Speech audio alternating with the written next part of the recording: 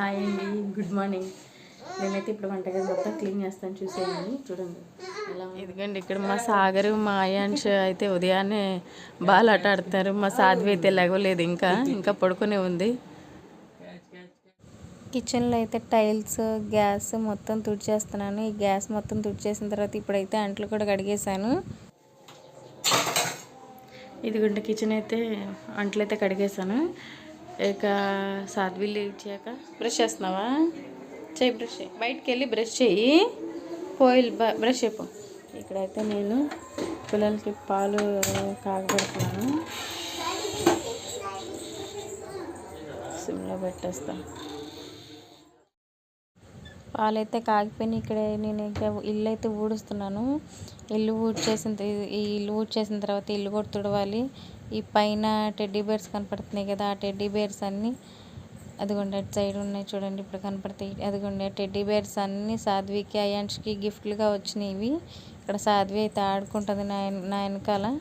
ఇక్కడ ఇల్లు అయితే ఊడ్చాను, తుడుస్తున్నాను కూడా. ఇప్పుడు తుడిచిన తర్వాత ఎంత తుడిచిన ఈ పిల్లలతో అంత గందరగోళం అయిపోయింది.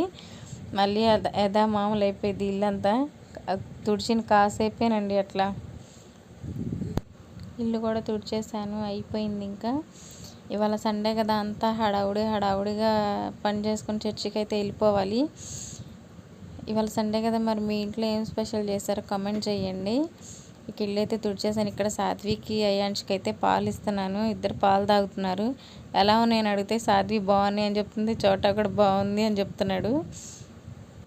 ఇక్కడ సాధ్వి పాలు తాగుతుంది, అయిపోయింది. అయాన్ష్ కూడా తాగుతున్నాడు. మళ్ళీ సాధ్వి చెప్తుంది పాలు కాలుతున్నాయి అని చెప్తుంది. చూడు నాకు కాలింది అని చెప్తుంది. చోటా కూడా చూస్తున్నాడు సాధ్వి మాట్లాడుతుంటే సాధ్వి వైపే చూస్తున్నాడు. చోటా నువ్వు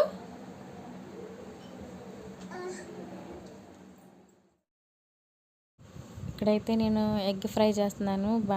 బాండి పెట్టేసి ఆయిల్ పోసేసి తాలింపు అయితే వేసేసాను. నెక్స్ట్ ఆనియన్స్ వేసేసాను, పచ్చిమిరకాయలు, కొంచెం కరివేపాకు కూడా వేసేసాను.